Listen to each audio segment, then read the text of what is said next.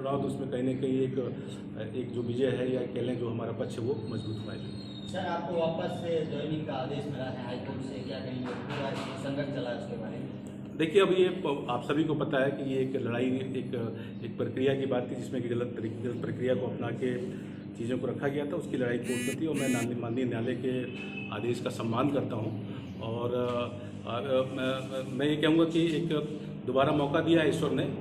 तो ईश्वर भी चाहते हैं कि मैं पुलिस में ही जाके अपने पैरेंटल जो डिपार्टमेंट में काम करूं, और मुझे सेटिस्फेक्शन भी है जितना टाइम मैंने पुलिस में दिया है। मुझे लगता है कि एक पुलिस अधिकारी होने के नाते, एक आईपीएस अधिकारी होने के नाते मुझे लगता है कि पुलिस बहुत कुछ रिलीफ दे सकती है जनता को, बहुत कुछ डिलीवर्ड कर सकती है। और मैं बार बार अपने लोगों के बीच में भी, अपने अधिकारियों के बीच में भी चर्चा का विषय रहता है कि इस सिस्टम को और अधिक हम अच्छा कर सकते हैं, हम सर्विस डिलीवरी और बेहतर कर सकते हैं जो। और ऐसा नहीं कि सिस्टम में अच्छे अधिकारियों की कमी नहीं है, अच्छे अधिकारी भी हैं, बुरे अधिकारी भी हैं सब, लेकिन ज़्यादा ज़्यादा बेहतर यही है कि पब्लिक को ज़्यादा ज़्यादा लाभ मिले। और जो ऑनलाइन प्रक्रियाएं हैं, पुलिसिंग के जो सिस्टम है, एफआईआर का डिलीवरी सिस्टम है, जो हम तमाम सुविधाएं पब्लिक को देना चाहते हैं, पब्लिक उस बात को लेकर कभी कभी अवेयर भी नहीं होती है। और विशेषकर पश्चिम राजस्थान में इसका बहुत बड़ा गैप हम हमेशा पाते हैं। सर, ज्वाइनिंग मिली है और रिप्रेजेंटेशन भी आपने दिया है, कहाँ पर ज्वाइनिंग मिलने का आपको? देखिए, जैसा कि मैंने कहा कि अपनी जो भूमिका है कि एक रिप्रेजेंटेशन सरकार को देना, उच्च अधिकारियों को देना, संबंधित व्यक्ति को देना, तो वो चीज़ हमने अपनी प्रक्रिया पूरी कर दी। अब ये सरकार का काम है, आगे अथॉरिटीज़ का काम है कि वो आगे की प्रक्रिया में किस तरह आगे मूव करती है। सर, अभी आपने बताया कि पुलिसिंग की अवेयरनेस को लेकर यहाँ पे जो लोग हैं उनको आप जागरूक करने के लिए शुरू से ही मुहिम चला रहे, तो अब आप वापस से पुलिस में आप आ गए हैं। आपको क्या लगता है कि पुलिसिंग कहाँ पर सही नहीं हो रही है और लोगों को कहाँ न्याय सही पूरा नहीं मिल रहा है? देखिए, मेरा ये मानना है कि पुलिस में थाने से लेके एसपी से लेके आप जो उच्च अधिकारियों तक जाते हैं, चाहे वो आईजी हो, चाहे वो डीजीपी हो, चाहे तमाम जो हमारा पूरा सिस्टम देखते हैं, बीट कांस्टेबल से लेकर डीजी तक आप देखेंगे तो हर व्यक्ति समाज में भय को कम करने के लिए, लॉ एंड ऑर्डर को मेंटेन करने के लिए एक आईपीएस अधिकारी होने के नाते जिम्मेदारी बढ़ जाती है कि आप जिले के एसपी के रूप में या किसी बड़े पदों पर जब आप राज्य सरकार आपको या भारत सरकार आपको जिम्मेदारी देती है, तो उसका एक ही मकसद होता है कि जितना ज़्यादा से ज़्यादा पब्लिक के अंदर भय खत्म हो, अपराधियों में जो है वो लगाम कसे, अपराधियों में डर पैदा हो, और एक जो पीड़ित व्यक्ति है, आम व्यक्ति है, वो निडर होकर अपना जीवन यापन कर सके। और कभी भी कोई इसको दिक्कत होती है, आस पड़ोस या कोई ऐसा बात आती है, तो वो थाने पे कुछ सहज रूप से जाएंगे। लेकिन आज भी आप देखेंगे कि एक आम पीड़ित व्यक्ति, चाहे उसकी मोटरसाइकिल चोरी हो जाए, या किसी ने उसको थप्पड़ मार दिया, या उसका एक्सीडेंट हो जाए, या कोई उसके साथ कोई वारदात हो जाए, तो वो थाने वो सहज रूप से नहीं जा पाता है। तो ये गैप है। तो इस गैप को ही कम करने के लिए एक बहुत बड़ा प्रयास की आवश्यकता है, जो कम्युनिटी पुलिसिंग के नाम से जाना जाता है, जिसमें पुलिस को ही आगे बढ़ के जनता को बताना है कि अगर आप सही हैं तो थाने को अपना मित्र समझिए, और अगर आप गलत हैं तो थाना आपके लिए बिल्कुल एक विरोधी हो जाएगी। ऐसा नहीं होना चाहिए कि अपराधी व्यक्ति को थाने से प्यार हो जाए और एक आम व्यक्ति को थाने से डर हो जाए।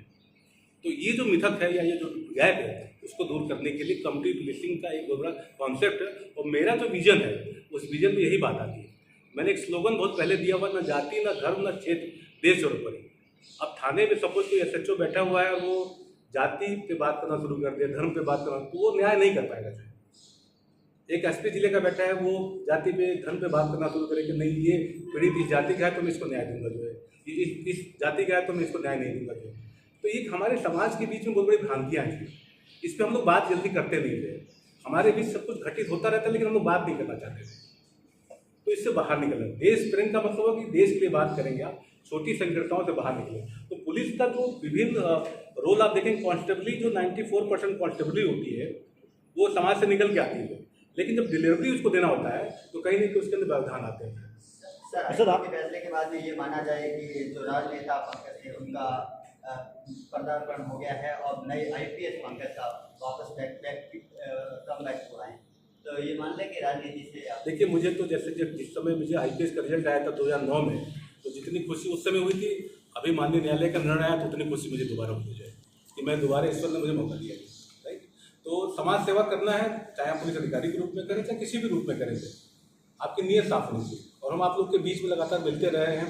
और एक जो स्लोगन की मैं बात करता हूँ, ये स्लोगन एक बहुत बड़ा मतलब एक वैसा स्लोगन है जिसपे एक्चुअली सबको काम करने की जरूरत है। और मुझे लगता है कि एक पुलिस अधिकारी होने के नाते अगर ये मैसेज में कन्वे कर पाया कि मैं अगर जाति पे बात नहीं करूंगा, मैं धर्म पे बात नहीं करूंगा, मैं क्षेत्र पे बात नहीं करूंगा, तो मुझे लगता है कि ज़्यादा बेटर डिलीवरी हो सकती है। और थाने पे आप कभी देखिएगा कि मैंने जिस जगह भी जब भी मेरी फील्ड पोस्टिंग रही तो मैं थाने पे मैं एक स्लोगन चिपकाता हूँ कि आप जाति धर्म पे बात, परिवादी की आप बात ही मत कीजिए। कोई परिवादी आपको न्याय देना, मेरिट पर न्याय देना चाहिए।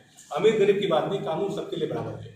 ऐसा नहीं होना चाहिए कि अमीर आदमी आ रहा है तो हम उसको ट्रीटमेंट अलग दे रहे हैं, एक अपराधी व्यक्ति है तो उसका ट्रीटमेंट अलग दे रहे हैं।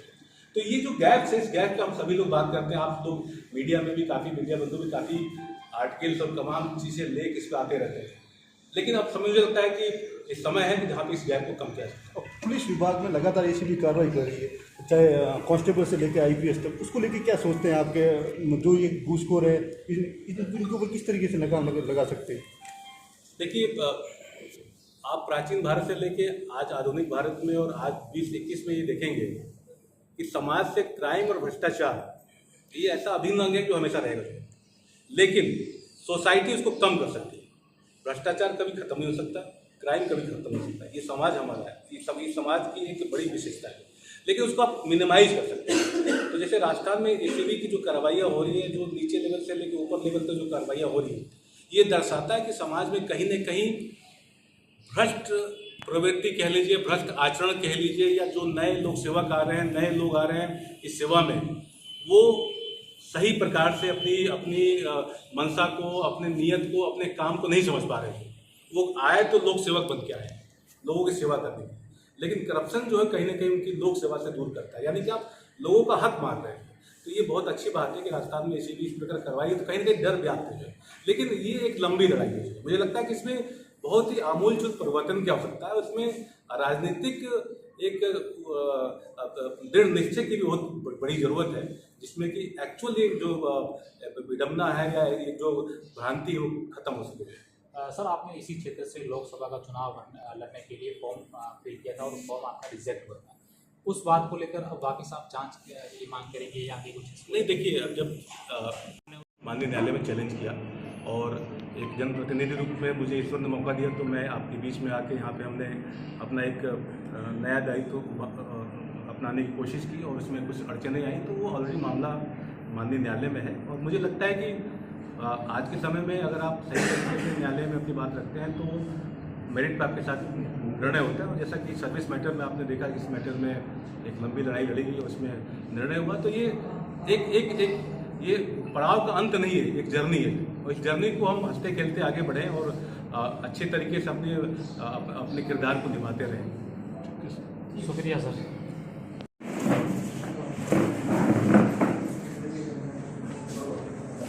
रेडी? सर, से बहाल होने के बाद आज पहली बार बाहर आए हैं, क्या प्रोग्राम था और किस प्रकार का कार्यक्रम है? देखिए,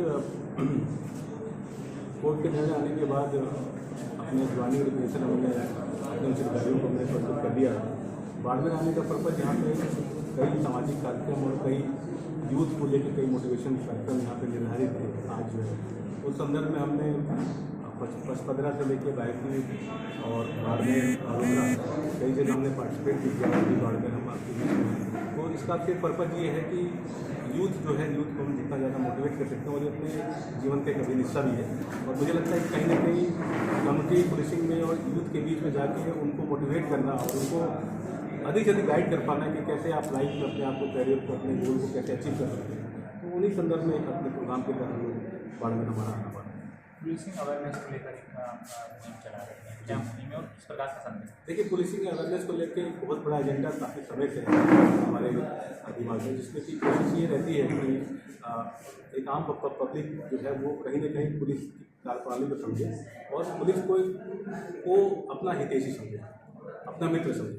लेकिन अभी भी कहीं ना कहीं गैप है।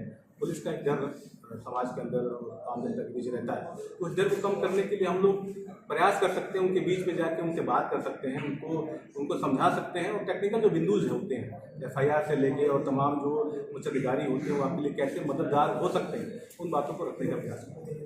ACB लगातार कार्रवाई करी, ACB को लेकर आप क्या सोचते हैं, किस तरीके से जो ये कांस्टेबल से लेकर IPS तक घूसखोर को पकड़ते हैं? देखिए, दो पहलू हैं। ACB की अच्छी कार्रवाई जो है एक सुखद परिणाम है, सुखद एक कह सकते हैं कि अच्छा प्रयास है, लेकिन साथ साथ ये भी दिखाता है कि समाज में करप्शन कितना ज़्यादा है, कितने बड़े लेवल पे, छोटे लेवल से लेकर ऊपर लेवल तक, जिस तरह से पटवारी से लेके और ऊपर लेवल के अधिकारियों तक, IAS लेवल तक कार्रवाई हो रही है, कांस्टेबल से लेके IPS लेवल पर हो रही है।